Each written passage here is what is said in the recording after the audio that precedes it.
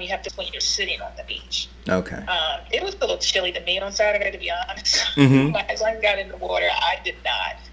But it wasn't, you know, crowded. But you think about how the beach is, it's still kind of spaced out. Yeah. It wasn't too bad. We didn't really stay down, that far down. So, I think you got to do the best you can with keeping your distance. And I think people were respectful of that. I didn't see a lot of shenanigans going on, but I didn't see any really. So that made me feel good. I guess probably just super nervous.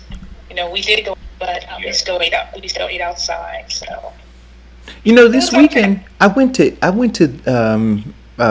so IHOP has become my routine now on Saturdays. I got a cousin of mine who kind of drives me around to get some things done, and part of my treat to him is, we do IHOP, and I get to catch up, right? It's like family time with him. And they had outdoor dining and indoor, and I decided to do the indoor because I just wanted to experience and be able to come and talk about it on the show. And it was weird going in there, right? Firstly, like all of the preconceived ideas, like wondering if COVID was lurking like behind the counter. And inside of the IHOP on Route 22, there were like the space was so incredibly vast. So you had like a couple sitting at one table, and there were like 5 tables in between the next table where there were people sitting, and then 5 tables, and then nothing on the other side, and so inside of IHOP there was my cousin and myself, and then there were 4 other people. That's it, inside the entire place. And then the masks, obviously when you're eating. And I continue to say, anybody who can develop a design for a mask that allows you to keep it on while you eat, you're going to be a millionaire if you could do it. Because right now you have to take the mask off, right, in order to eat, or lower it to eat or drink. And it to talk, and then you lowered it to eat again. That whole thing was pretty interesting. Or to go to the restroom, because you're leaving your table, to lift it up and to lower it. I don't know how that all really is going to pan out in terms of the spread of COVID, and and the particles and all that kind of stuff. I don't know. We'll see, right? Well, it has to do something. You're Well, looking at it's doing better than nothing, right? yeah, For sure, yeah. for sure. Especially in visiting restaurants, and if you have a local restaurant that you love, you should go out there, take out, eat there, whatever you can, because they just reported that there are 1.2 million restaurants that have closed and will never open back up. That's crazy. So, Deidre, have you experienced that with some of the restaurants that you and your family go to, that some of them are gone now? Not gone yet. I do know of a cafe that left, and I was super sad to hear that. It hasn't come back yet. But I suspected that was going to happen, and that makes me really sad. Mm. But to your point about the spacing out, so I did notice that I was being real cognizant of that this weekend too, Mm-hmm. at a couple of places, and they did a decent job. And I know that the restaurant industry is trying to really get back. And so me and my husband were talking about it. They're going to push the envelope, and I hope that they kind of be real cognizant of the spacing, because it needs to work, and I don't want it to get shut down again. Yeah. And I think that there's a way to do it. I love the outdoor dining to a certain extent, but I was out Saturday night. It was freezing. I was outside, which was weird. It was a really cool day on Saturday. Yeah. So I would have actually rather have been inside. Mm-hmm. But I think that the restaurant industry is already a tough industry as it is. Mm-hmm. And so working on really small margins. And Yeah. so I'm hoping that they can survive, because the winter's coming, and I'm hoping that, we'll see what happens. And we'll see what the government does, and as everyone kind of does what they need to do. Well, look, so that people know, the average restaurant is operating on less than 7% margin, right? That's just fact. And they have very little room for error. And this thing has devastated that industry. And so we're talking 1.2 million restaurants, right? But what does that calculate into when we're talking about jobs, right? Because we're talking who are now without jobs. And if that is the industry that they work in, it's not like, they got fired from a job, from one restaurant, they go to another. 1.2 million are done. What is the projection in total, Vincent? They said that by the end of the year, there should be a total of 3 to 5 million restaurants closed. 3.25 million restaurants closed. So that translates to 24 million jobs. Come on, guys. Wow. Come on, guys. I mean, literally, I want to be in tears right now because you can't fathom what that means to communities and communities primarily. And now, Deirdre, I'm going to ask you to weigh in as the expert here. In the restaurant industry, what percentage of that is represented by not just people of color, but Black Americans in particular? Roughly. Yeah, I don't know the answer to that. I'm imagining that it's probably a decent percentage, especially where you're located at. Yeah. That number, Vincent, is not just New York area. Are you referring to the entire country? Entire country. Yeah. But I know there are lots of African Americans and others that are in these roles. Mm-hmm. So it's going to be devastating. And these are the one thing though is that some of them were part-time. Mm-hmm. And so we're hoping that they had other things going on to supplement income, but maybe not. I mean, some people make a full-time living, rightly so, as a server or bartender or whatnot. And so, it makes me super sad. Mm-hmm. Yeah. Well, you also have to look at more your most fondest memories are at where? Restaurants. Yeah. Yeah. So proposals, birthday celebrations, anniversaries. So we have to give them grace and mercy as they sort of restructure themselves too. I'm sure pricing is going to go up, and we're all going to pay the brunt of that for the ones that aren't going to survive. I've started noticing that a bit, and I'm okay with that because I think there's got to be a way for them to make it. The ones that are really holding on, or through COVID, they found a way to do takeout or whatnot. I know that was a big push. Yeah. Yes. So as we think about this, I think this is a great segue, right? Because we're talking about millions of people who are going to have to figure it out. And so when we talk about, how to restructure your life, how to evaluate what your skill set is. We've had shows where we're talking about professional development, right? Learning new skills, looking at emerging opportunities during and post COVID-19. How do you prepare yourself? I say, success loves preparation, right? So if you want to be successful, you have to prepare yourself. And part of having Deirdre Viney on Tuesdays is to talk about, how to prepare yourself for opportunities that may exist. And last week we were talking about cover letters, right? And the value of cover letters. And so I'm going to pitch it to you, Deirdre, to pick that up, and then Vincent and I will weigh in. Yeah, so we had a good discussion. I want to kind of dig back into that again today because I wasn't a huge fan of cover letters myself until I started thinking and doing a lot more digging about it and find out they're actually not like, by the dinosaur. They're around, and there's a reason that they are still existing. And I actually have a stat for you that 6 out of 10 will not actually do a cover letter. 6 out of 10. So that's pretty significant opportunity for folks to really try to stand apart. But 83% of a good cover letter can help you get your resume. If they don't think your resume is enough, 83%.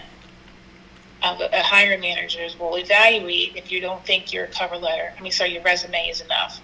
So recruiters, HR professionals are considering cover letters as a way to sort of, there's a few things you can do in a cover letter, which I like. You can, you can show a little bit more of your personality. Mm-hmm. You can explain sort of your motivation for wanting this particular job, some things you cannot cover in a resume. You can talk about your career objectives and what you're looking to do. You can talk about career changing. I mean, that's one thing. I want to talk about that next week, Eric, with the audience, because, you can talk about that in this particular cover letter. Why do you want to change careers, and what does that mean, and what are you bringing to the plate? You can also you can explain some employment gaps in this cover letter.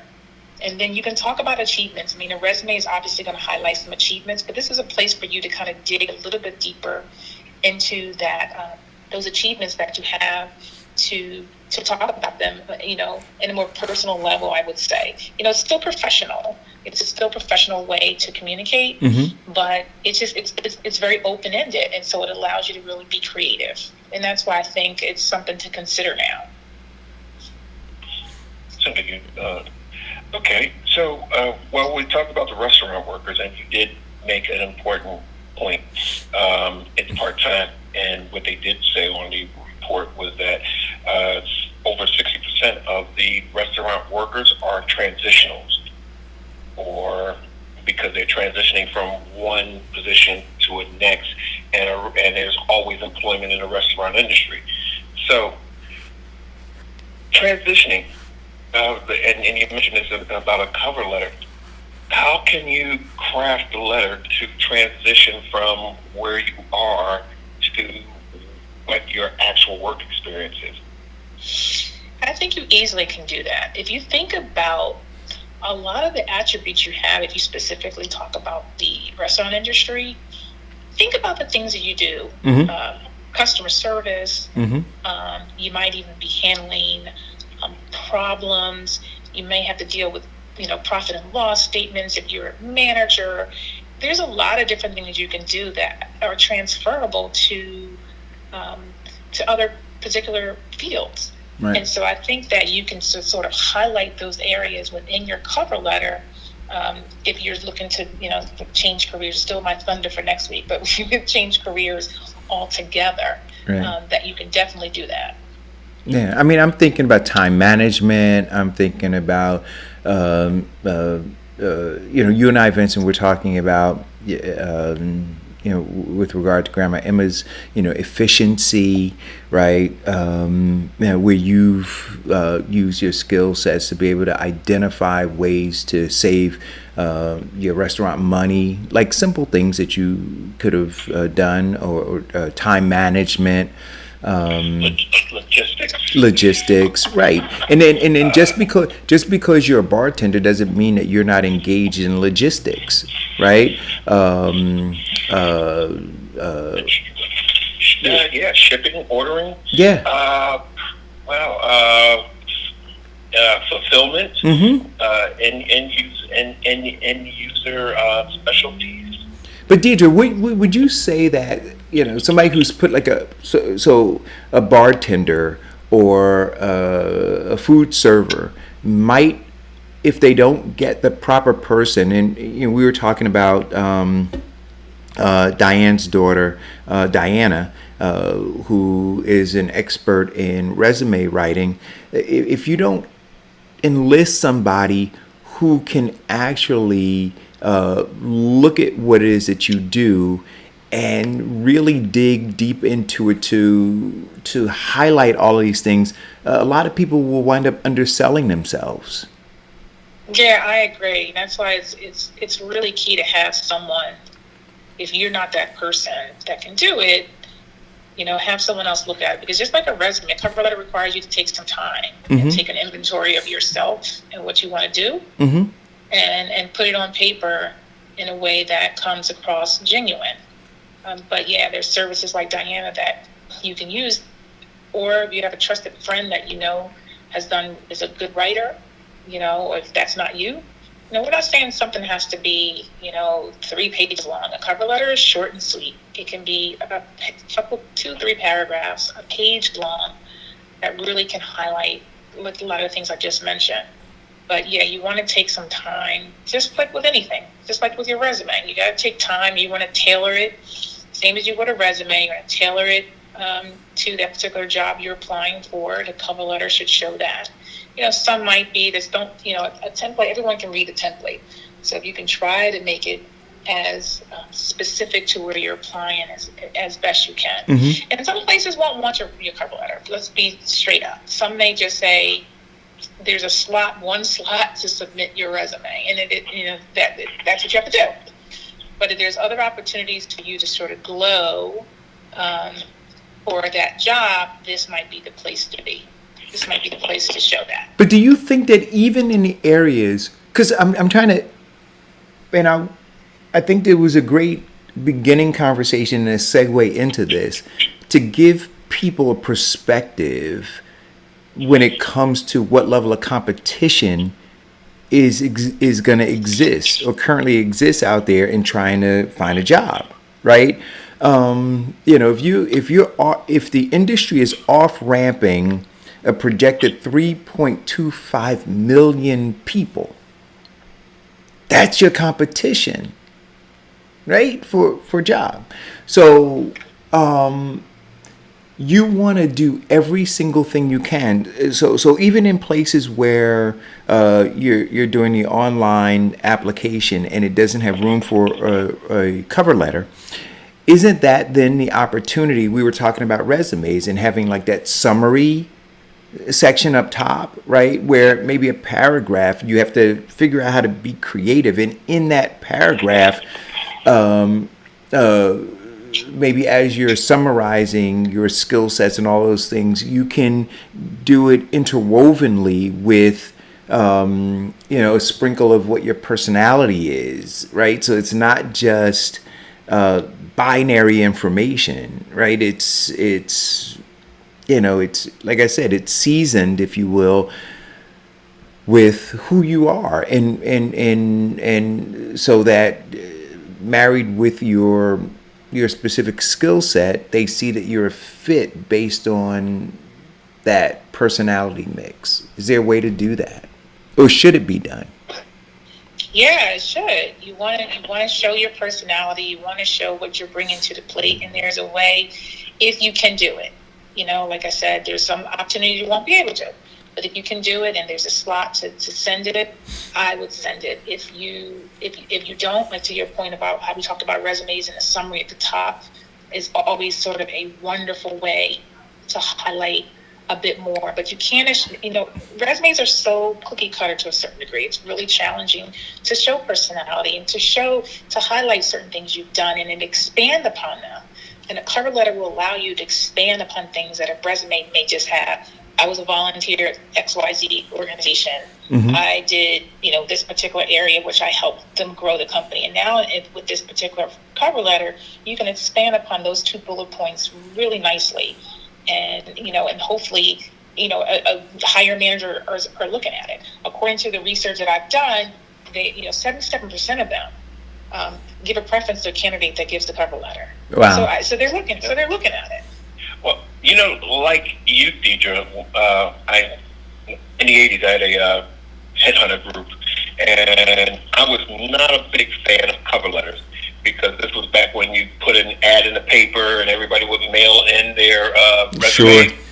So you're talking about hundreds and hundreds of resumes that I had to go through. I didn't have time to read the cover letters until one time we were doing a hiring, and the resume was, like you said, it was generic. It was very specific on that particular task. But she added a cover letter that gave a little bit more detail and a little bit more personality. I was like, oh, she's a great person to hire for this. Mm-hmm. Exactly. And people may not always want to take the time, and that's why I'm saying maybe you have sort of a kind of maybe a standard one that you can tweak mm-hmm. and add to it, but it really can kind of show a bit more about yourself that you just won't be able to get across in a resume, or it will be more challenging. There's some things that, think of it like if you're interviewing someone, and these are things you would say to them in an interview. Okay, you can expand upon this particular role you did, and now this is your cover letter. You can expand upon it, especially if it's something that's really, really, you're really super proud of. You want to definitely highlight that in your cover letter. Sure. And I can't. You're looking at possibly an additional nationwide. You're looking at an additional 1.3 million people looking for probably the same job. So that cover letter gives you an opportunity to stand out and shine. Everybody has pretty much a lot of the same experience. It's just a matter of how many more years they have over the other person. But yeah, I mean, I agree, Vince. So if you're going to stay in the same industry, let's say, and you were a food server, right? And so, what do you say about being a food server? And then, if Vincent is hiring, or if Deidre is hiring, how do you? And I'd love to. I'm not in the feed right now, but I would love to get some examples from people of how you might separate yourself in a cover letter from somebody else who might be vying for that same food server position. Because we got to admit, with all of these jobs being off ramp, it is certainly going to be a employer's market, right? So they're going to be able to take their time, kick their feet up, and pick and choose the exact person that they want. Yeah. And with the advent of social media too, the creativity you can be with your cover letters, you can go to your company's website or their social media.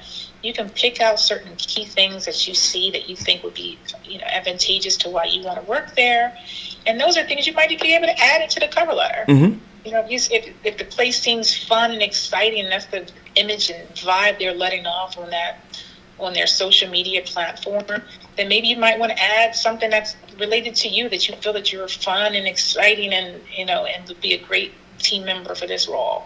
So you can highlight that specifically, and hopefully, to your point, help you stand out, because it really is going to be about standing out. Can cover letters enhance your personality? It could. I think it could, depending on how you're writing it. I think it could really, you can lend a voice that you may not necessarily can get across in your sort of, I'm going to call it dry resume. Resume is going to definitely have the highlights of your skill set, and what can and hence, kind of really show your personality, or help with your personality. It can make you more exciting, or benevolent, or caring, or attention to detail orientated, or... Yeah, exactly. And sometimes, we have some younger folks that may have, or people that have less experience.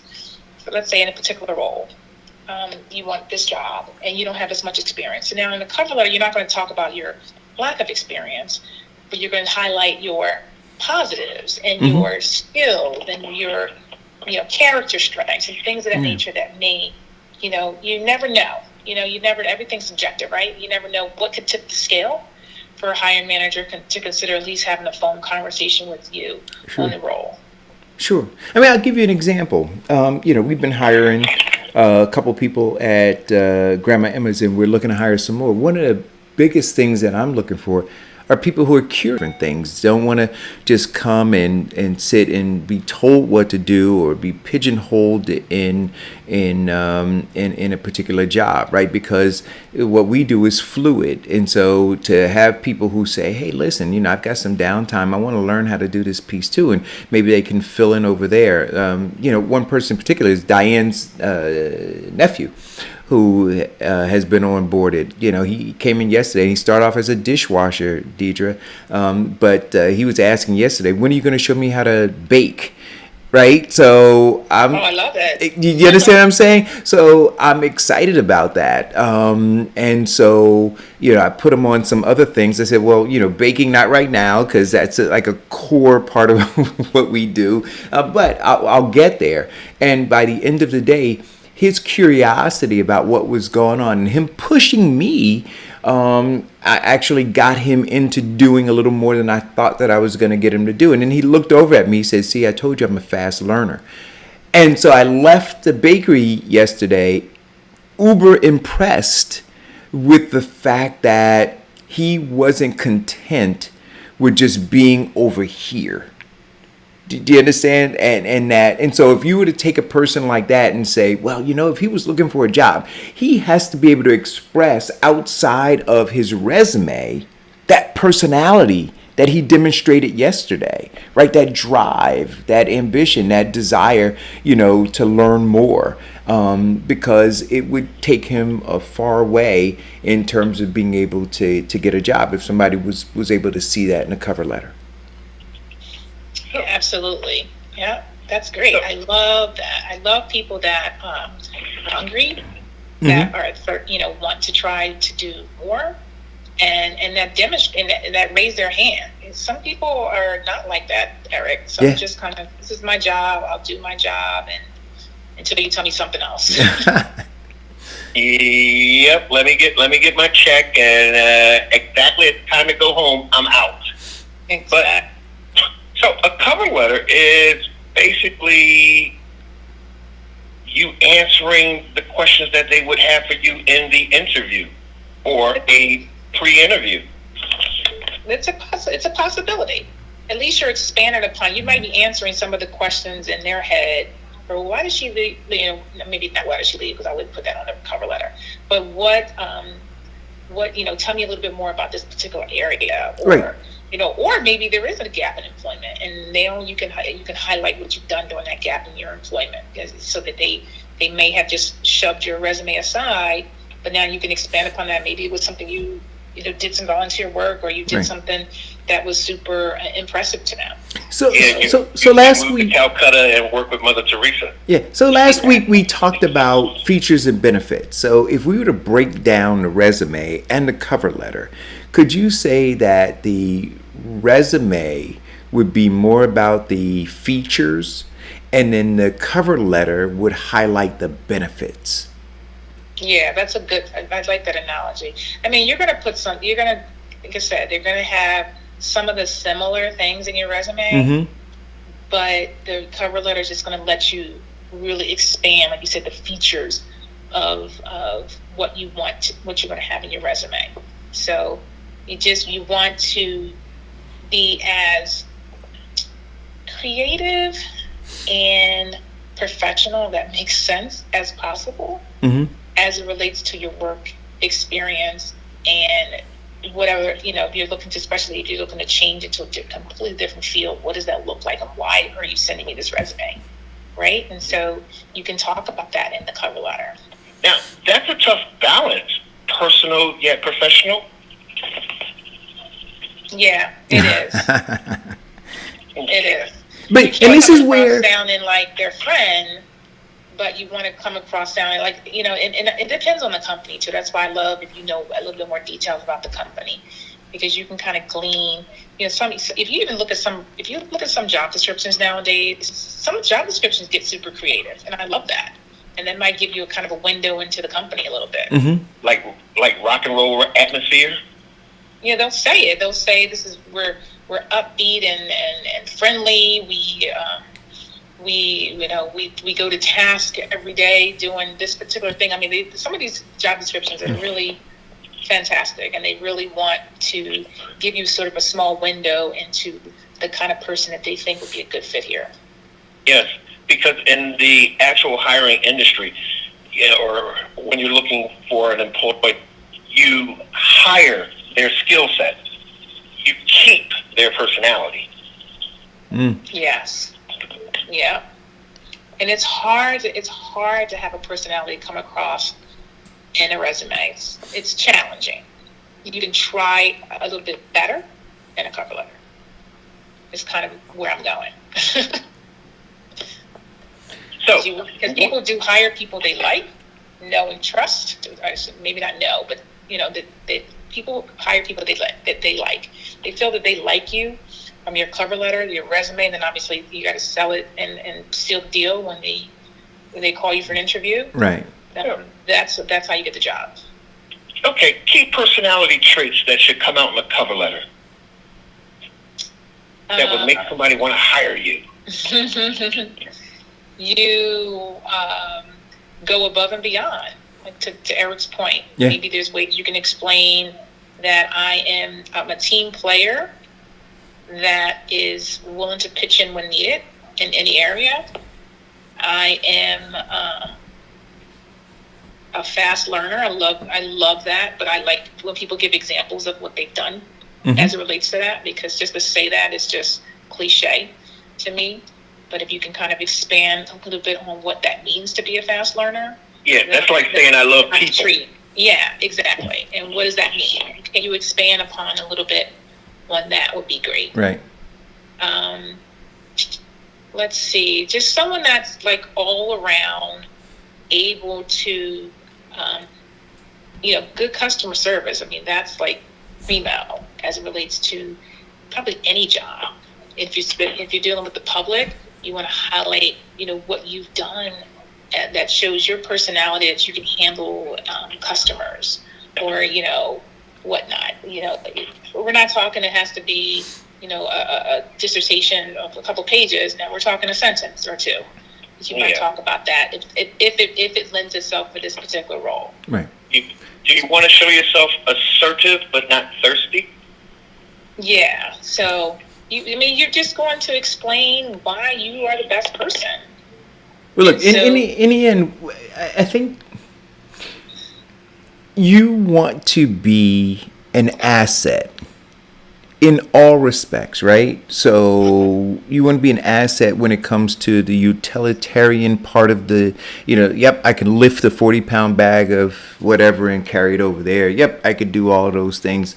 But then in terms of the company, and this is I think anyway, the cover letter too is that company, we talk about personality, that company has a personality, which I would refer to as a brand, right? That they want to continue to promote. And so to the degree that you can be an asset in promoting that. So if it's a high energy company or if it's a, creative environment or all of those different things, and you're indicating that you are that person, that you are that fit in terms of your personality, then you become an asset to that company with respect to those intangibles, right? So the tangible is, yeah, I could lift that. Yes, I can code this. Yes, I can move this thing over here. Yeah, I can drive the forklift in with accuracy. But beyond that, whatever the culture is of the company, which defines its internal, external brand, you now can be an asset in that respect as well. Can your personality, can your cover letter show a level of warmth to your personality? I think it can. I think you can try. You can touch upon, what you've done at a particular company and how you've helped someone, where you've lent benefits to the company. That can show the warmthness of your heart. You can talk about some volunteer work you've done. That can touch upon the warmness of your heart. And so, yeah, you certainly can. Which works very well if you're going for management in terms of coaching or being nurturing personality. Works really, really well in the management field. Absolutely. And just keep in mind that as you're talking to your end user, you want to convey to them any of those accomplishments, same as you would a resume. So you're going to talk about the percentages that you grew or the number of people you might have interviewed. Speaking of management, that's what came to my brain. Because those are key things that they will want to know about. Right. If you've interviewed candidates, if you've had to hire certain roles, those are things you can talk about and really get it across in the cover letter. Okay, so why were you not a big fan of cover letters? To the point you mentioned earlier, you get so busy in your day, and you just want to just get to the meat and potatoes, as well. You have to see so many resumes, you have to look through so many to fill a role, and you just want to just get through them as quickly as you can. So now let me. So sometimes it's a time issue. So let me ask you a question. So now that you have this revisited view of cover letters, when you're going through the pile of information, Part of the, instead of an attachment, which is, to me, is okay. I think that the jury's still out as if it's a separate attachment, and if it should be a body of the email. For me, I'm okay with it being in an email, just because I'm just always pressed for time. And then I might glean at that. I'm guilty still. Sometimes I might look at the resume and say, then I might go back to the cover letter that's there to see if I can gather anything else about this person before I make a yes or no decision. Okay. So putting it in as an email is a plus because they're reading that anyway, and it begins to be your introduction of you. Exactly. So I'm taking that extra step as the recruiter, and I'm hoping my colleagues are as well. I mean, some of the research I just mentioned does show they are looking at it, and but many people are not doing it. 6 out of 10 wow, are not doing it.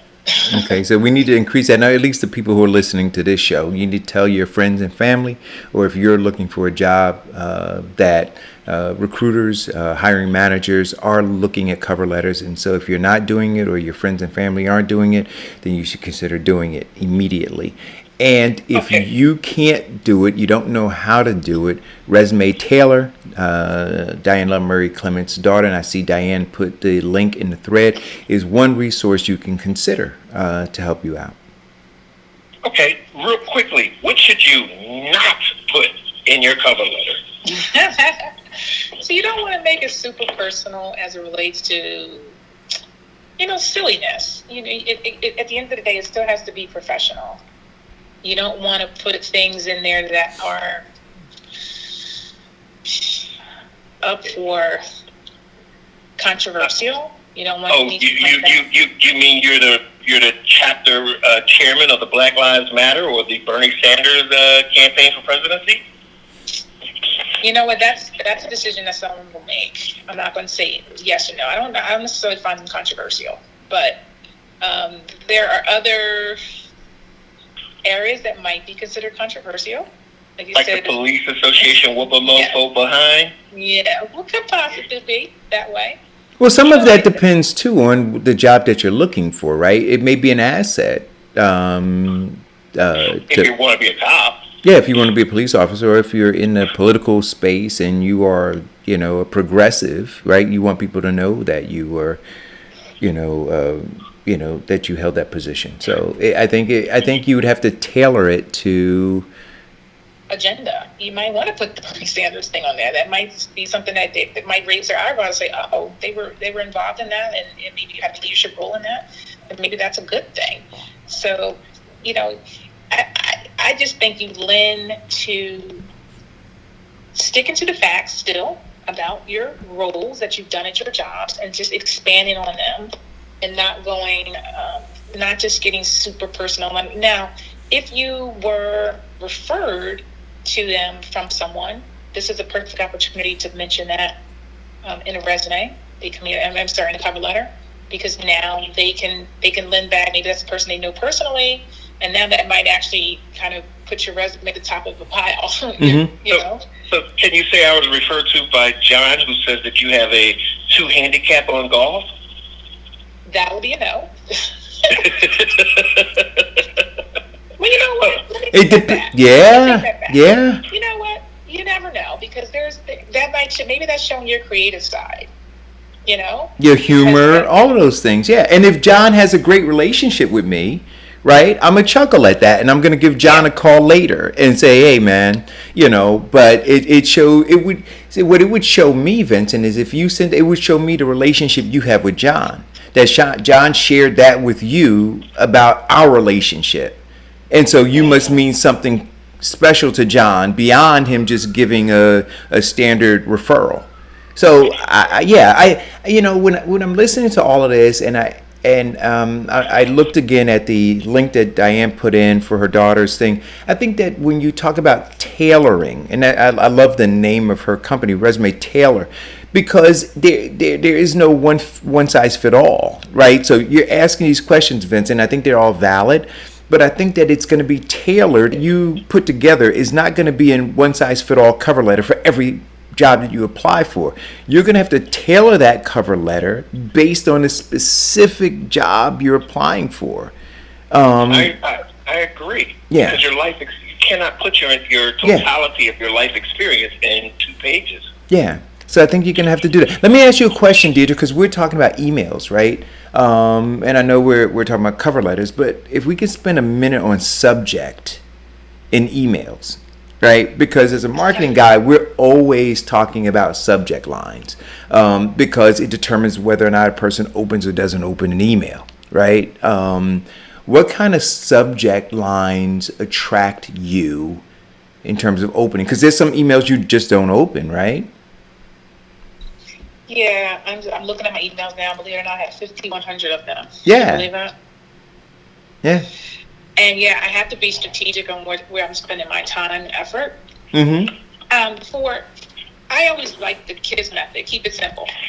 Okay. As it relates to a subject for a resume. Mm-hmm. First name, last name, resume. For something like that, that's really all I need. We talked a couple weeks ago about applicant tracking systems and how things go in there. Mm-hmm. You don't have to worry about that on that side if you're just uploading it. But if you're sending it directly to someone, just keep it simple. There you go. I got it. An intro for your cover letter. I am going to be the best. This is going to be the best resume that you're ever going to read. No. Oh.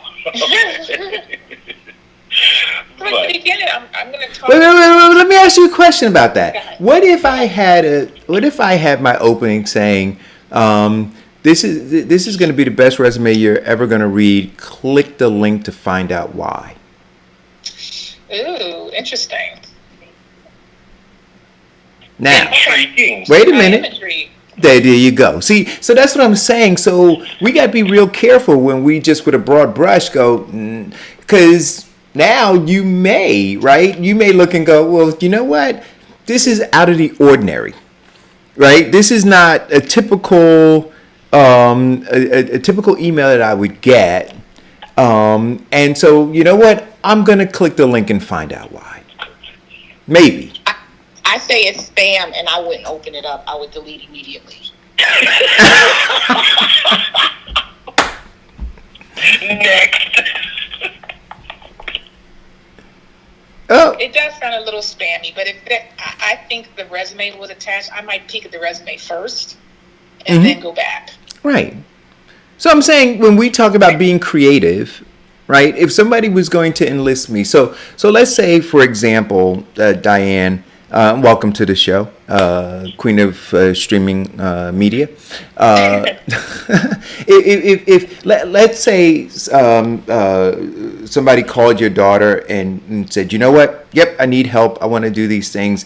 And then I got wind that they were working with your daughter. And then so as a marketing guy, I said, you know what?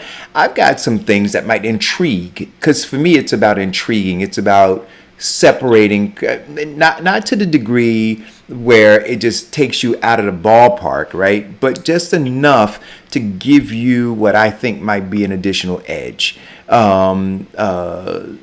Yeah, I those are things that I would look at. Because I know, and to your point about spam, from where I am doing email marketing campaigns and those kinds of things, we're constantly doing A/B testing on what works, what doesn't work, what gets kicked back, what gets unsubscribed, right? What gets clicked and clicked through. So all of that data exists on this side. So a person like me, in terms of giving insight to a person who's trying to get their resume opened by a person like Deidre would be valuable, if you followed that. Because it is about clicking, it is about opening, it is about competing with those 50, however many thousand emails that are coming through her email, right? We're trying to compete with all of that, and we're trying to get a click through, we're trying to get a read, and so I would say to the degree that somebody can afford it, you want all hands on deck in this time because it's competitive. And if you're not going to invest in anything else, you have to invest in trying to get yourself the best opportunity with the best team to get that job. Your life may literally depend on it. And it is also good to have a strong opening, like you talked about, Mm-hmm. that's going to give the reader wanting more. Now, if I love how, I think when I interviewed you a couple months ago, Eric, I think it was you, or maybe it was someone I interviewed in general, I'm thinking out loud.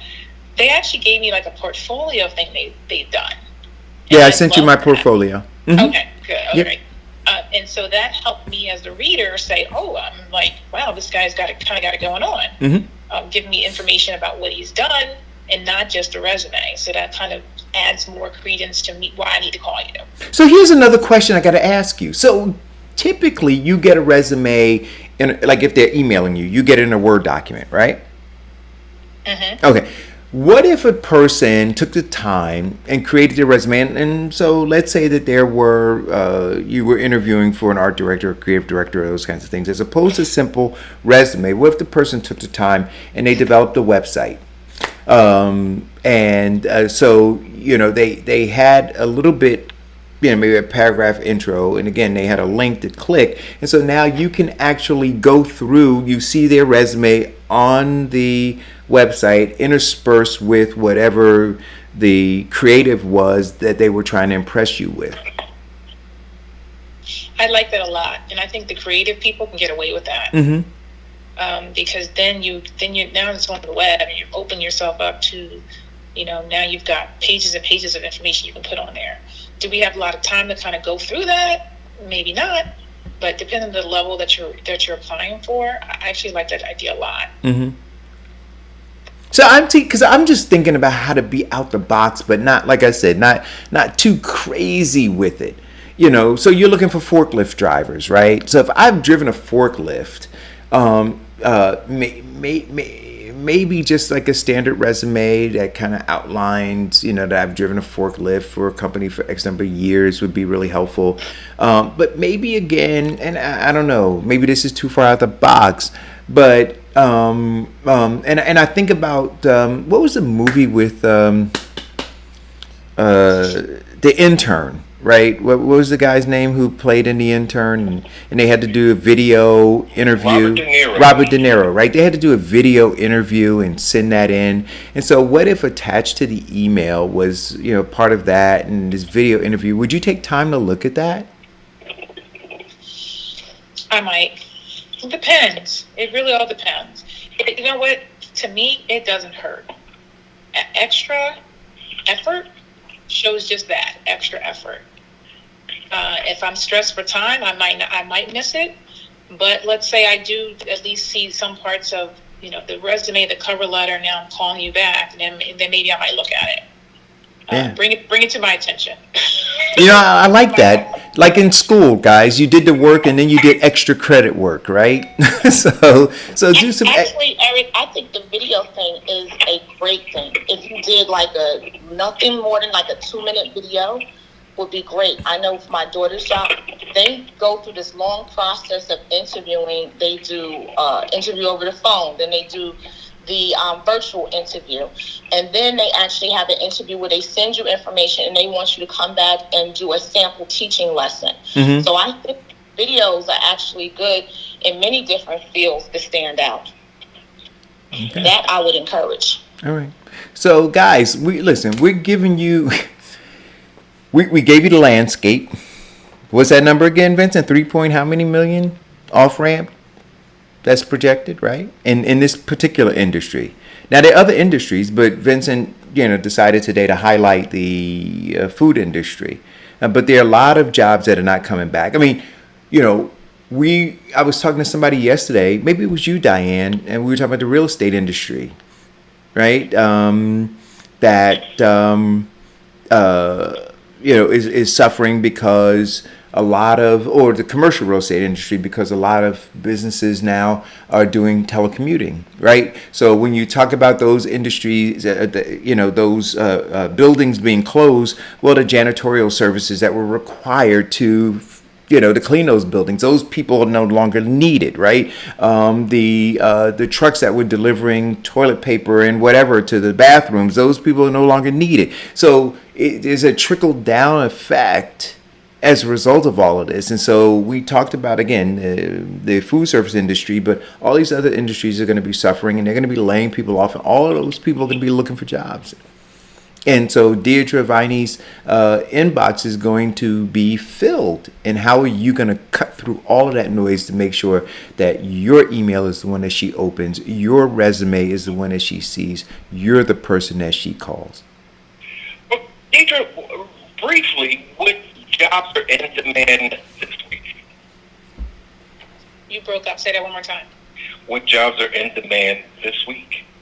In demand, I'm starting to see some logistics jobs. Quite a few of them are just coming out of nowhere, which is good. That means, believe it or not, this time of the year, we actually start thinking about Christmas. Mm-hmm. Yeah. And start thinking about buying things and sending them places. And so that I'm starting to see a nice uptick. Packaging and labeling. Yeah, just import. I have 3 import-export clerk openings right now. So that just kind of gives me an idea that, a couple months ago I had 0. And so now I have 3. So. Well, that does work well with the last economic report. Who is actually gaining from this COVID virus are the top 5 businesses in shipping, receiving, and products. Amazon, American Express, UPS, Walmart, who was the other big box who went online? Grubhub, DoorDash, and anything with food. Mm-hmm. Yeah, sticking with food, and Uber and Uber Eats. Yeah.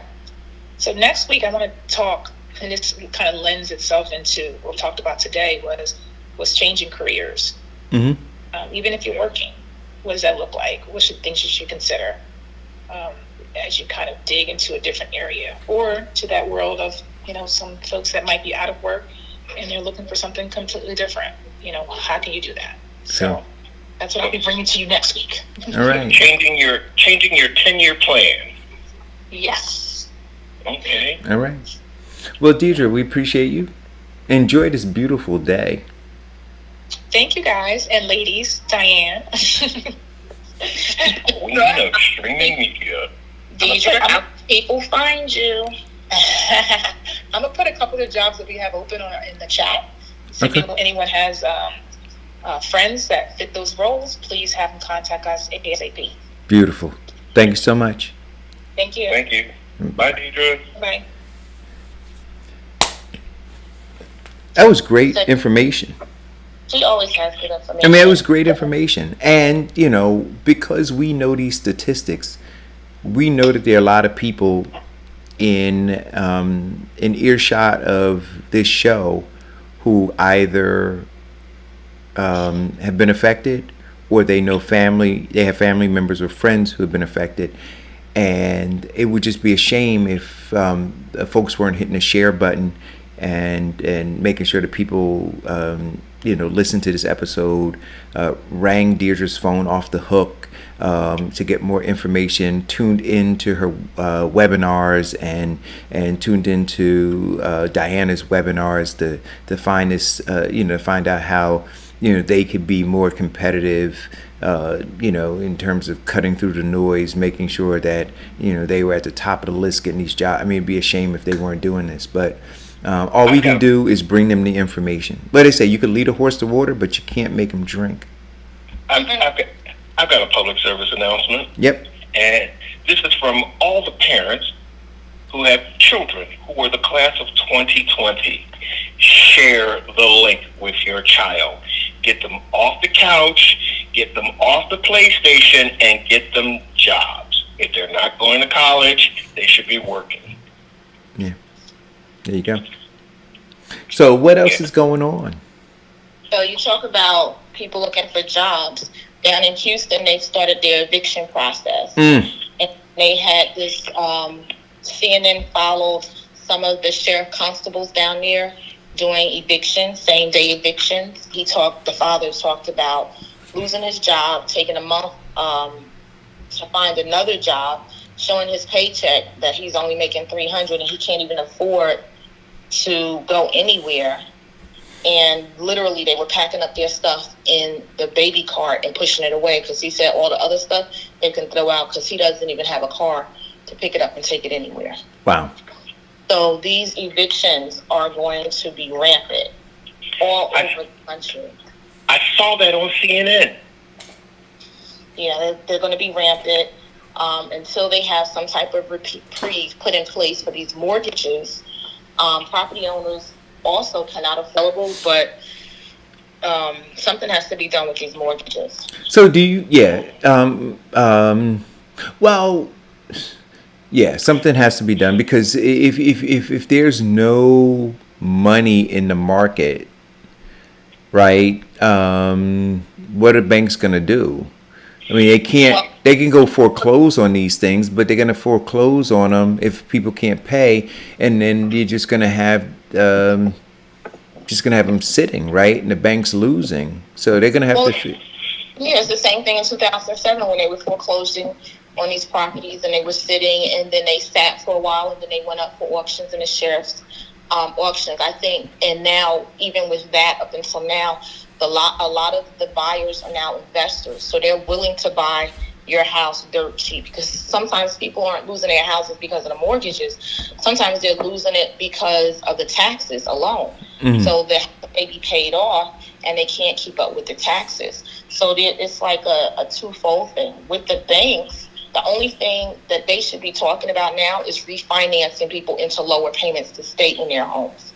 So even if you have to extend the loan payment, the term of the loan for another 5 years or whatever, that's what they should be doing to keep people in these homes. Because if they can't pay the mortgages and the houses get foreclosed on and they get on this list where they're sitting, mortgage people are going to start to lose their jobs as well. Because we have nobody to give mortgages to. We don't need mortgage loan officers either. So it's a ripple down effect. And that's what happened in 2007 when the real estate exploded. Tons of mortgage companies went out of business. Tons of mortgage people came out of the business. They didn't want to do mortgages anymore. Yeah. So unstable. Yeah. Also, in terms of rentals, surprisingly enough, summer rentals have made a comeback. Yes, because people are not traveling as much. So summer rentals, like going down to the shore, renting a house with a pool, has become their vacation because people aren't going out the country because other countries aren't letting us in. So, people are now finding other ways within driving distance to go to. So a lot of lake houses, beach houses and stuff. They even talked about how the Hamptons, as well as Martha's Vineyard's vacation time is extending well past what it would normally. Now Labor Day weekend, people will be going back home, back to work. People are extending their time and staying even longer because coming into the city where the restaurants are closed, the buildings are vacant. These corporate buildings are vacant. It's like a ghost town. So people are staying where they're at. And with that, because of that, the shores like Jersey Shore, they're talking about they're hoping to be able to get some of this money back that was lost at the beginning of the summer and the beginning of the year when the restaurants were closed. Mm-hmm. They won't be able to regain all of the lost income, but they're hoping to gain as much as possible if they can extend it and keep the shores, restaurants and stuff open up until it gets cold. Yeah. The same thing, Hamptons, Martha's Vineyard, down the coast of North Carolina, they're saying the same thing. And all these resort spots are now becoming long-term spots for people. Well, then they're also talking about how because of the opening of the schools, how this is impacting the school districts because people who are in those who are staying there, they have their children, and now they want to enroll their children in those school systems, and those school systems are not equipped for this expanded enrollment. Exactly. Exactly. So where you may have, because I just actually spoke to somebody over the weekend. They stated, can't remember what town they moved, house by the shore. They transferred their child into the school down there because we're doing virtual learning, because the school system they were in up here was trying to make them come into the school building, and they didn't want to do that. So they transferred the kid out. And now they have residency at the beach house. So you can't do anything about it. But like you said, the school system is now overwhelmed with kids they would not have normally had in their system. That's absolutely right. True. And since majority of people are working from home, extending their vacation, and their children are going to virtual school, extending their vacation at the Hamptons and Vineyards. In fact, this weekend we were in Surf City. And, there was not a vacancy, and the restaurants were pretty packed for outdoor. But, it gives people the opportunity of having more leisure time while they're working and studying. Yeah, also, in addition to that, there was a report that they showed New York City housing, residential housing, is now, they have more vacancies, about 15% more vacancies now than they did the same time last year. It also talked about, and you mentioned this briefly before, Eric, the real estate for commercial businesses, because commercial industries are starting to see, because their employees are working from home, they may not be going back into their commercial buildings, some of them. I've also seen some commercial, I can't think of the large company, that they are paying out their lease because they're not going back. They've decided to convert to just virtually only. The one thing that they were fighting years ago, when they started working from home, probably, 20 years ago, some companies would have it, AT&T, some people from Verizon, various different companies, a small amount, maybe 1% of employees could work from home. And they didn't want you to do that because they thought they needed to be, right over your neck, watching you, breathing down your neck, and make sure you're working. Now, it's just the flip side of that. They're saying that they're saving money because now they're able to see whether you've signed in, whether you're actually online doing work based on the type of business that you have. So I think it's a benefit to work from home. It makes it better, flexible for parents, single parents, but also it's bad for those parents who can't work from home, like you said, in those restaurant type server positions. That makes it difficult for them. People working from home with additional salaries to cover their new Wi-Fi. We've got 5G going into people's houses. So, it was interesting. I was talking to a friend of mine who works for government. Interestingly enough, she was telling me that there had been a proposal internally that they start doing more telecommuting. This was prior to the pandemic. And whoever the newly appointed director was, kind of poo-pooed the idea, and it never really happened. But then after the pandemic, obviously they had to do this. And so I asked her, I said, so how is productivity? And she said, it's amazing. She said, it's seamless. They're able to field calls directly through whatever the software is that's pushing through their computers. And, they can see when folks are signed on and signed off. And so she was kind of going through it. And I said, so now that, your whole department is working off site, do you believe that when this is over, they're going to bring you back? If you're telling me that your productivity has increased. And she said, because it's governments, buildings, even because we talk about the schools, right, Diane? And a lot of parents are saying, hey, since the kids are working from home, give us our tax money back. If you can create more efficient ways of getting stuff done and save taxpayers, much like the private industry is looking at saving in their bottom line by not taking up real estate space when they don't need it, and have people work from home, be more efficient. The government should be doing the same thing. And I think that taxpayers should really be looking now at a lot of these agencies that folks are telecommuting from, and saying, well, why are we going to be pay, whatever the cost was for you to have be more efficient. I think that now's the time, because government always wants to be bloated, for us to really take a look at it and ask our local elected officials all the way up the line that we need to re-engineer the way that our government is working and the way that people who are working for our government are working. Absolutely. I mean, I put that out there before on our Hillside Facebook post to let people know, look, if y'all working from home, I want some of my tax dollars back. Yeah. Because the majority of your tax money the largest percentage goes to your school district. So some of their complaints or rebuttals were, well, the teachers are still working. Okay, well, I didn't say take it all back. I said, but if the buildings are are closed, AC unit, electricity is not running, water is not running, that's the percentage that could be going back into the pockets of the property owner. Yeah. You can't tell me that you need to have all of these things going. And then they said, well, we still have a summer program where we're giving out food. Okay, so for 3 hours out the day, every day, the building is open. So for the other 7 hours, I should be getting some money back. Yeah, that's right. No, but you're right. Way we can talk about this, like, come on. And it's real simple to do, right? So if you're saying that you needed this amount of money to operate this facility 100% capacity, I got it, right? But now if that facility is only operating at 50% capacity, why do you need 100% of the money?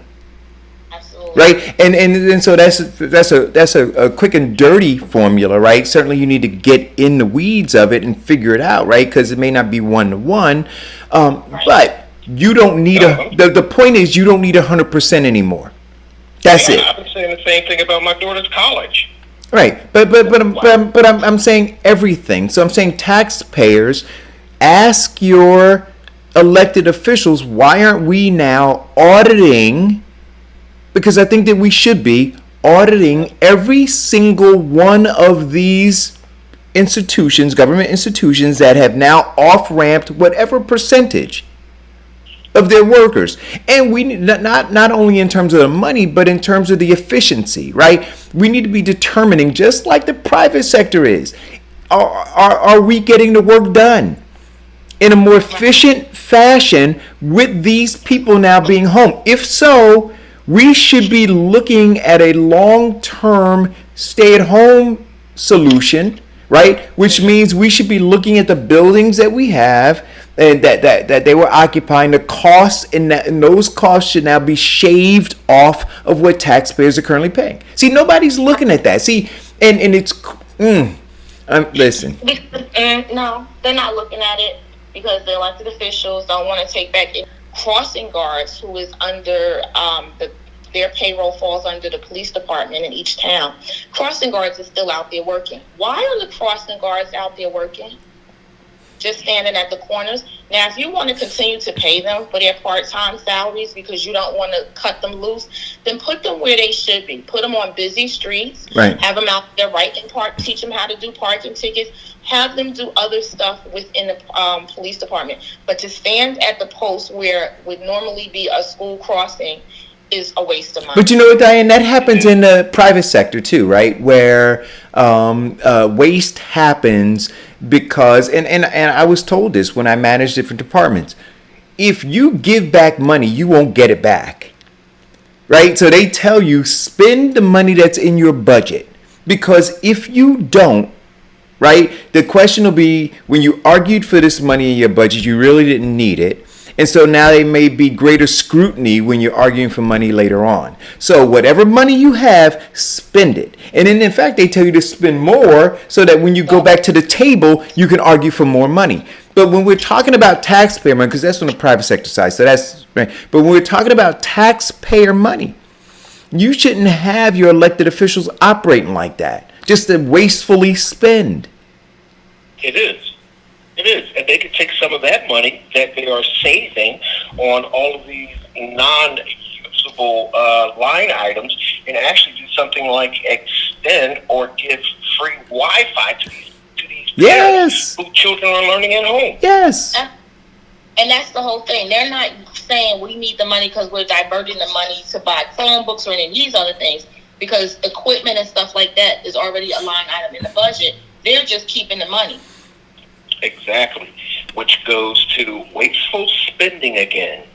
I would, I'll look at this in one of the towns that I've been following has now done one of the most jackass things I've ever seen. The schools are shut down, and they're doing a hybrid of the high. Since when you're talking about when you say they have been given a directive either to us who are more in tune with what's going on, we look and go, it doesn't make sense. But like Diane said, to the average taxpayer who's not paying attention, they're just getting rooked. Call or go. Hi, good morning, guys. I just had a question. I'm sort of curious. Doesn't, if the schools, let's just say, because a lot of it, what you guys were just talking about was the schools, doesn't that just become part of like a budget surplus if they don't have to spend it this year because they're spending less on PSE&G, less on the water and so forth? Because my kid, I respect what you guys are saying, but then I sit back and I think, well, okay, if you were to give it back, if they were to say, well, we're going to give that back in tax relief, and then so now you and I, we're saving that money, so now we're spending that money other ways, and then in a year or so, again, bam. Now you have to go back, and now they have to raise the No, tax. that's not what I'm talking about. No, Right. but that's not what I'm talking about, Farrakhan. I'm saying very specifically, right? We should be forward thinking, just like the private industry is forward thinking. So you now look and say, okay, we had to make these adjustments because of the pandemic. Right? Are they temporary adjustments or are they permanent adjustments? And that should be based on efficiency, right? And so if you're getting it done, then you say, well, why would go back to an old way if this new way can still get it done and be more cost effective, right? So, but if they're looking going, you know what, we're just going to hold on to this money because when this is over, we're going to go back to the old way of doing it, even though we now realize through data that it's wasteful, then I'm concerned about that. Are you following what I'm saying? So maybe. I got you clearly. Yeah. So that's what I'm saying. Under that pretense, are we trying to modernize the system? Has forced an antiquated system to reinvent itself, and so we shouldn't be looking at how fast we can get back to the way we were. We should be looking to see if where we are is a better place to be, and then make it permanent. Right? And so now if we're doing that, then we should be looking and auditing everything. My fear is that the people that we have working for us, i.e. the politicians, they're always about getting back to the status quo because moving forward and advancing, it's uncertain, right? And they look at career jobs in politics. And the certainty in career jobs is maintaining the status quo. Right. And so we should be fearful of that. And we should say, no, we should be looking for advancements. We should be looking at what's happening right now and seeing if it works and push the envelope. And if I could add to one of the things that Diane stated previously, we cannot exist right now in this world, this new norm, with the same tax and spend mentality. No, you guys, all this money you should be saving, you now should be talking about giving out some tax rebates to give some assistance to these people who are struggling with their bills, with their rent, et cetera, and their mortgages. No. This is a new norm. That same old bull crap that we have been talking about and complaining about and campaigning against, it's now time that this comes forward to a new norm. Yeah. So in reference to your question, Farrakhan, yes, there are surpluses, and each municipality and agency meaning the municipality itself and the library and the school board, all separate budgets, have a certain percentage that they use every year to determine how much goes into surplus, specifically for emergencies, short and long term, like Eric described. But there is also some consideration that needs to be done when there's like Eric said, we're just spending the money just to spend the money, because that's not how we should be thinking about taxpayer dollars. We shouldn't be looking. We should be looking to save people money. This is a perfect opportunity now. Elected officials should be talking about, and they don't promote it enough, the senior tax freeze. many seniors don't know in the state of New Jersey, at a certain age, at a certain income, you can freeze your taxes at that rate, and they will never go up as long as you own the house. Dan, let me ask you a question. What is the role of a comptroller? The comptroller is similar to the person who is the accountant or in the office on administration. What they do is they oversee the budget. They help put together the budget for the entire municipality. There we go. So individual department has a budget. He puts all of those budgets together. They send it to the council, depending on how they take out stuff. They come back, they meet together. The controller's supposed to know where every single penny is in the city. He also works with the external auditor, who is not an employee of the city, who is hired via bid process to come in and audit the records to tell you exactly where everything is. Got it. Now let me ask you this question, right? So Newark doesn't have a comptroller. Does Hillside have a comptroller? No, we have a CFO. So they call them different things in different towns. Sometimes they say it's the CFO. Right. Sometimes the CFO is also the BA. Usually it should be separate because the BA handles the day-to-day and the CFO handles the financial stuff. Right. So they may not call it the controller. They may call it a CFO. No, but I'm getting to something. Now, the BA and the CFO, are they elected positions? No, they're appointed positions. So those are like... what do you call those? Director positions. So they are appointed by the mayor. Reporting to the mayor. And they report to the mayor. Now, a comptroller is an elected position. I'm sorry? No, go ahead. No, a comptroller is an elected position, which does not report to the mayor. Right? Okay. The comptroller is hired by way of vote by the taxpayer to represent the needs and interests of the taxpayer. So what I'm getting at, guys, go ahead. So, but that depends on the organization of the township. So if you go into the township of Union has sort of like a round robin. I forget how they call it, but it's a round robin. So whoever's the council person next year, they become the mayor. Then so on and so forth. That's how Hillside used to be. Then we turned over to the Faulkner Act, which is similar to how the city of Newark is. And so under some Faulkner Acts, you have a strong mayor and a weak council. That's the city of Newark. Explain that to people. So you have a mayor that has control of the council, meaning that he has supported the majority of the council, so therefore they go along with whatever he says. That's what it means to have a strong mayor and a weak council. The council can't do anything unless the mayor says it's okay. In Hillside, not this current mayor, this current mayor, we have a strong council and a weak mayor. So basically the mayor can't do anything unless the council approves it. Okay.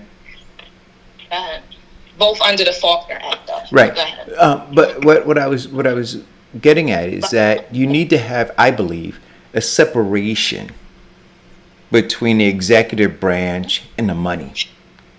Well, that's when you have the auditor. No, that's what I'm saying. The comptroller, right? But right now, no. Controller works for the auditor is a private industry that makes sure that checks everything to make sure that the controller is right. So going backwards, the comptroller is an employee of the town. The auditor is self-employed, independent, hired by the township to come in and audit their books. They have no affiliation with the town except to come to audit their books. They are hired by the council. That's how you have the difference, the separation of duties.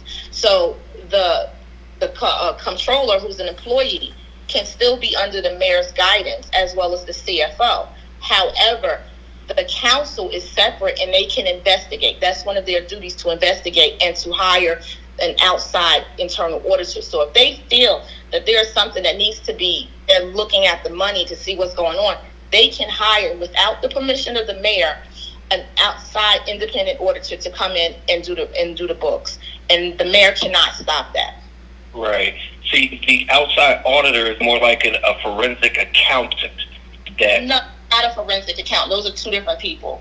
He's simply an auditor. He comes in to look at the books. He checks every line item to see if it's checks and balances, if cash went we were supposed to. That's No. So, but here's the question I'm But if trying. it doesn't, but if it doesn't check or balance, doesn't he investigate what? No, does not do anything. He just does an audit and gives a report. It is then up to the council to decide if they want to go further or question anything that's in it. And that is the report that goes to the state. He's not a forensic auditor, totally different thing. So let me ask you. Okay. So here's what I was trying to get at is who. So the auditor though isn't advocating for the taxpayer. The auditor is simply looking and saying, "Here's what I see." Maybe I got it wrong. Is the comptroller advocating on behalf of the taxpayer? All of the employees are supposed to advocate on behalf of the Okay, no. But I'm saying if the, specifically, no. This is what I'm saying. When the comptroller becomes the employee of the township, he is under the direction of his boss, and his boss is the mayor. wait a minute, see, I'm trying to understand that. If the comptroller is an elected position, not an appointed, Okay. is the comptroller is the mayor the comptroller's boss? I don't believe. Then I got that completely wrong because I thought that the BA certainly under the mayor, the CFO certainly under the mayor because they work at the pleasure of the mayor. They're hired by the mayor. The comptroller is that's right. They're appointed by the mayor. If the comptroller is an elected position, I did not believe that the comptroller. Yeah, well, I'm saying yes, and I'll tell you why. In some towns, your chief of police is elected or your sheriff is elected. They still have a boss. That boss is the person that's above them. The mayor is still the boss of everybody in the township. No, the mayor's not the boss of the council. The council's elected. Well, the council doesn't have them. They are their own independent bosses. Their boss is the council president. Right. There's a hierarchy. All right, then I got that wrong. I just don't understand. And saying it could be different townships. Now we're talking about Hillside, Union, Newark that don't have comptrollers. Right. You know what I'm saying? So I'd have. So I'm saying, for instance, New York City has a comptroller. Oh, okay. The state, but their employer, or rather, their boss is the state. It's not the city. Because the state is the state comptroller. It's not the New York City comptroller. So I'm just trying to figure out how to create a structure because I'm, or that we should be advocating for a structure where if we understand that all parties currently involved don't have the taxpayers' financial well-being at the top of their priority list, that we need to create, advocate for the creation of a separate entity. To pull and audit stuff and call for an auditor to come in. That's how you keep it independent. You have people on the board not appointed, not selected by any elected person, but people who volunteer with experience that want to do it. And that would have to be something that would come down from, to make it as independent as possible, come down from the state to organize it, an advisory board. Right. So, this is something that, because, look, in the age of COVID-19, guys, right, we should be looking to innovate, not to go backwards. Here's an opportunity. We should seize that opportunity and not allow those people who have taken advantage of you for decade upon decade to continue to take advantage of you, but to say, look, it's a new day. We see it all around us. We see organizations, groups making adjustments every single day. And then where in those adjustments are there cost savings that we can unearth that they have been hiding, right, from us and been involved in misfeasance, malfeasance, and wasteful spending. I say we should be taking a look at all of that. Absolutely. I think the easiest way to do that, or one way that you can do it, is in order to have independent thinking, you should not have people from that same town overseeing that particular budget. So if you want to do a residential or a community advisory board, then you put everybody together in Union County and if I'm on the board from Hillside, I oversee the committee in Union or Right. or in Elizabeth, where I don't have a direct where I cannot directly receive anything from it beneficial wise, because otherwise you still have residents who come in slighted, who come in favoritism because they supported the mayor, or they supported the council person, or they did Or like nepotism, all of these kind of things that interfere with really getting the job done. Sure. And this independence is what you need, and a lot of people don't want to do that. Okay. So Right. speaking of misfeasance, malfeasance, criminal activity, Diane, you posted, and I saw it earlier, the article coming out of Orange, New Jersey. It's just a continued hot mess there. It is a it is a bowl of confusion. I don't know where it's going to lead. They're starting to name in each article, and I guess not in just in the articles, but in each transcript. Every time that they file something, they're starting to name more and more people, because some names were leaked in this article that were not leaked in the previous articles. So I think it's going to be a conundrum of people that are going to be telling on each other, and I don't have an idea who the big fish is that they're trying to get, but they're going for a big fish. Yeah. And you know how it is. They'll take down everybody underneath to get to as close to as possible. Now, they may not be able to nail them, but they're going to get as close as possible as they can to him. Well, you know the methodology of the feds, right? It's like, yo, first come, first serve. So if you get to them first, then and that's right, you get the best deal. You know, they say ready, set, go. So you know, there should be a stampede over the next couple of days to the Fed's office, so that folks can capitalize on the best deal possible. So you're saying they're not waiting for the feds to come to them? Oh no. Like it's like when folks see that TV sale, you know, they you know what I mean, Vincent, they line up for the door to open, man. Come on. Quantities limited, 50% off on a 70-inch flat screen. That's right. Quantities limited, 50% off on that jail sentence. Come on now, get there. I was here first. Hey, listen, start tuning up those vocal cords. Some of them aren't going to make it on time, so. Oh my goodness. They get there, the FBI would have heard the story 3 times, and they'd be like, "Yeah, no, you got no. That's right. Look, and this is the funny thing: when they start telling on each other, they don't realize just because you're giving information does not give you the clear. That means that the FBI is going to really start investigating you as well. That's absolutely right. They leave no stone unturned. Listen, it's getting ready to go down. But here's my challenge, right? You don't hear, and I would love Big Will to call in, because Big Will is from Orange. I don't hear, at least, and you know, my ears on the ground in Orange, I don't hear a big uproar. When I showed up at City Hall to take that photograph of the feds coming out of the building with boxes and stuff, right? And I posted it up on my blog. I didn't hear an uproar.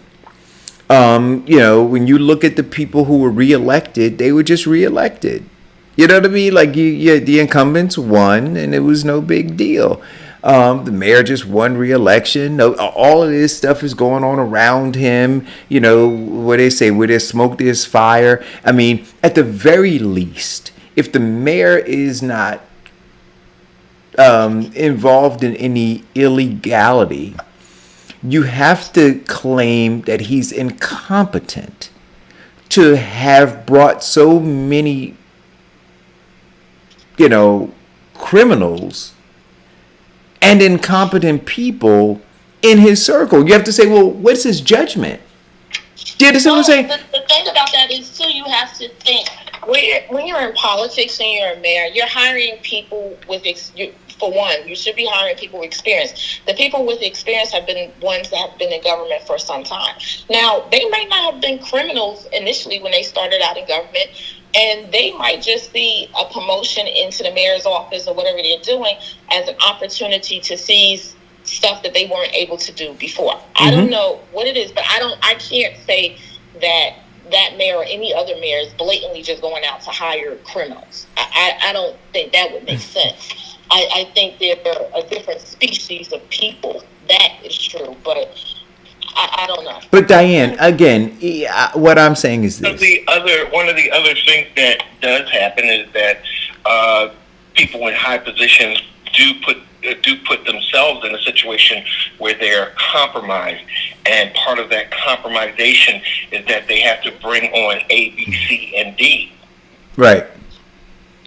Yeah, that's true. That's definitely true. You know, getting a position always comes with a guaranteed list of people that have to be hired, whether you want them or not. Unless you're strong enough to know I'm not going to do that, or you're independent of the party. The only mayor, well, not the only, but one mayor that I know is very strong is Armstead out in Linden, the mayor in Linden. Very strong. He hires who he wants to hire. You can't force him to hire any of your people because he doesn't work with the party. Right. And he has won several times working without the party.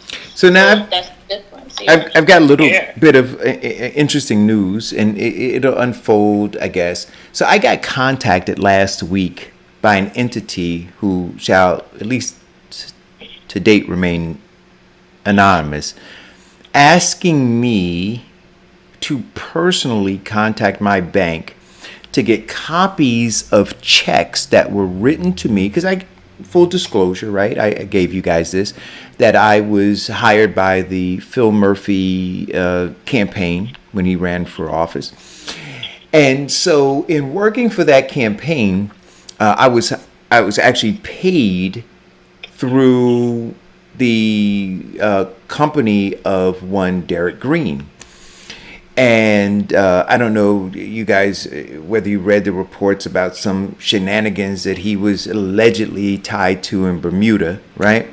But also, there have been circulating reports almost from the time that Phil Murphy ran for office until now, but they're surfacing, they're rising again, that Derek's company was shaving money off of what was being. He had a consulting firm, and Murphy's campaign gave him $2 million or whatever it was, and said, based on your proposal of hiring, staff, canvassers and such, I'm going to give you this money. You go hire him, you manage him, you do whatever.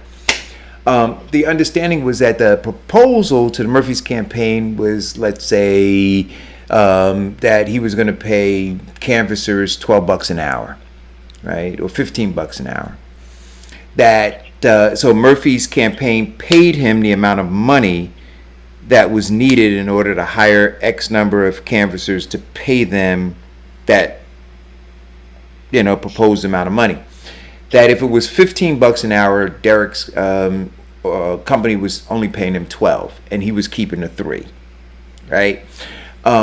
So I've been asked to get my checks. So I get when I end the show, I got to go to the bank, see if I get copies of these because I don't know where they are, and give them to said entity that is now investigating. Doing some investigative work in Derek Green's business to see how far this thing goes. So stay tuned. That's all. You know why you did that? The intrigue, the wraparound, the misuse. Oh man, I am so sick and tired of greedy people. That I can vomit sometimes hearing the stories. Well, allegedly. Allegedly. Yeah. Allegedly, didn't I say allegedly? Yes, you did. Right. Allegedly. And so, I'm gonna cooperate. That's what I do. I cooperate. So I'm gonna give them what it is that they require, so that they could do whatever investigation that they're gonna do, and I'll keep you guys posted because I'm personally involved in this thing now, right? So I gotta let you know. What's happening on a national scale? Oh yeah, we got a couple minutes. What's going on? Okay, nationally there was a report putting basing both candidates.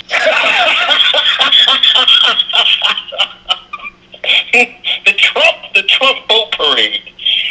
Yes, there were a couple of hundred calls that went in they said somewhere to the tune of 30 to 50 boats in the Trump rally boat parade that had sank. Do you think that's an omen? I mean, I keep saying that Trump's gonna. God just has a sense of humor. That's all. Now, how is that possible that 30 or 40 folks think at the same time? That's Is that real news, or is that part of fake news for him to get attention and sympathy? no. Actually, it was in the New York Times and the Washington Post. It was real news. No, it's real news, Diane. I mean, but I just, I keep saying, and not that I'm supporting Trump, but just the stuff that I'm looking at, because they were talking about the jobs report, and other kinds of things. I just believe when it all shakes out, Trump's going to win. So my issue is, if you But my think question was that- whether or not this was an omen, and maybe I should look at that and say, you know what, maybe it's more than just a sense of humor God has. I don't know. I mean, but honestly, what could Biden say or do to make you jump on board and say, I'm going to vote for Biden? Well, actually, in seeing the report, an independent group did a report on both candidates, and it really dispelled a lot of the myths that they had on Biden. One of the biggest things was when he did the Anita Hill situation investigation with Clarence Thomas. Because of that, he felt really bad because he was actually running for president at that time, too, and couldn't do both well. And it really did suffer because the Republicans did take over that entire hearing. But what he did was, when Clinton had won, he had latched on to Clinton the workforce sexual harassment bill into the Bill Clinton crime bill. That's how he got tagged with being charged of the crime bill. Wait a minute. What? Slow down. He was the sponsor. He wrote it. It came out of his mouth. What are you talking about? Oh, God. Listen, I can't. First of all, the question was, what has to be said or done for Biden to vote for him? We already know. And I'm gonna give that answer. You want that answer? Yes. This is what. I'm gonna tell you what Biden needs to do for me, and not just me, but more ADOS people. Biden needs to step up, and he needs to do for the country a mea culpa. He as the representative of the Democratic Party, not the presumptive nominee, the nominee, he needs to stand up and do a mea culpa, right?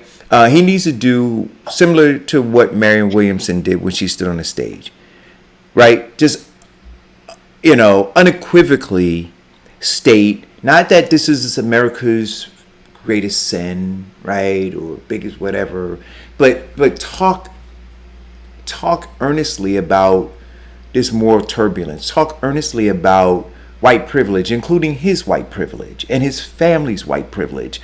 Talk about the brutality of this country. He needs to give a lesson to the entire nation behind that podium about who this country is, who it has always been to foundational Black Americans, right? And then when he does that, see, because what's going to happen when he does it, as a representative of the Democratic Party, the top of the ticket, see, it then says that I'm willing to shake my own tree of white folks who are clinging desperately to their white privilege and don't want to let go of any advantage that they have. He'll say, I'm willing to really rely on black folks understanding my connection through my understanding with them and their plight. But as long as he hides behind policy writers, right, think tanks and such, he ain't got nothing for me. Nothing.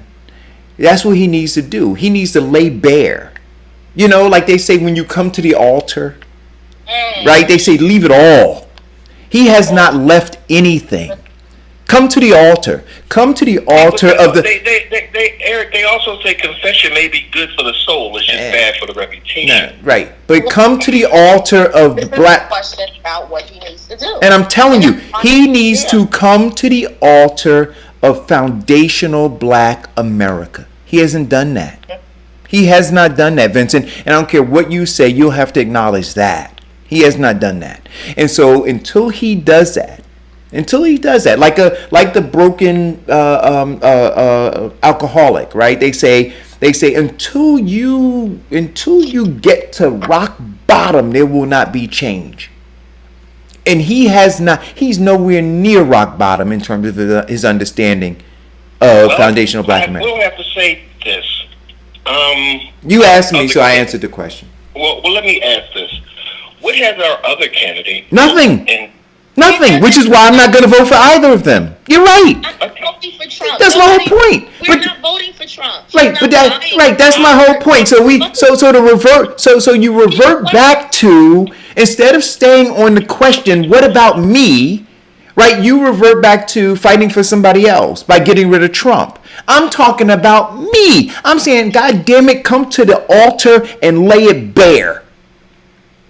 You're not going to do that, are you? Then I'm not talking about you, Vince. I'm saying they're not going to do it. Well, in our history, have we ever had any candidate that did that? No, and so I'm saying stop settling. So I'm saying so what we have done, based on what you're saying, the question you just asked, well, because it's never happened, we shouldn't be demanding it.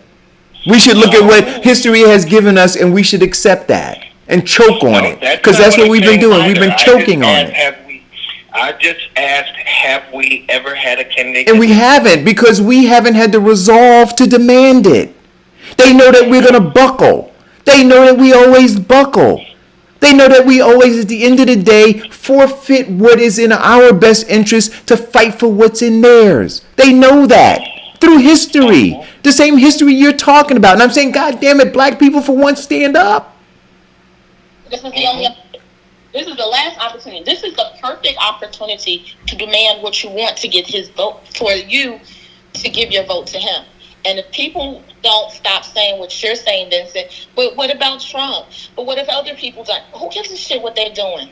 Because they're not vying for our vote. Okay. And for those people who have been demanding, because I've been hearing this a lot, demanding what they want to get their votes. Oh, we're at 12 o'clock. I will say this. Look at his website. If your demands aren't met, wait. Let me finish. Let me, he can't say it out of his own. No, I'm not. If he can't say it out of his own mouth, I beg you. It's so annoying. It's childish. Stop it. Okay. If he can't say it out of his own mouth, what needs to be said? I'm not going to research anything to see whether or not he's telling the truth. If you keep trying to talk over me, that's immature too. So you need to stop. If he does not say it out of his mouth, you said that 3 times, Diane. It means nothing. Okay, so Stop trying to say. Go to his website and read up on it. It's over there. What has he said out of his own mouth? Okay, so anyway, we will have to match. We will, and in there, if there's something that does not suit you that has not been addressed, there is a portion where you can address your issue. And I've heard of 3 people who have addressed their issue and got a response. Okay, cool. So listen, we're at and you guys both know I'm on a time crunch. So we're at 12:02. Vincent, I'm throwing it to you. Oh, hey, get out there, find a job. Get your children out there, find a job. Get them off the couch. Research your candidates. Find out what you're looking for to make a better change. Yes, I agree with everything that was said. We do need to build a new norm. We need to make our system better. Our taxes, our schools, all of it. Let's take this opportunity, since we're at ground zero, to build a better society. Yeah. I'm Vincent Squire on behalf of Eric Dawson and Diane, the queen of streaming morning media. We like to say, be safe, wear your gloves, wear your mask, and if God will, we'll be back tomorrow. All right, guys, we're out.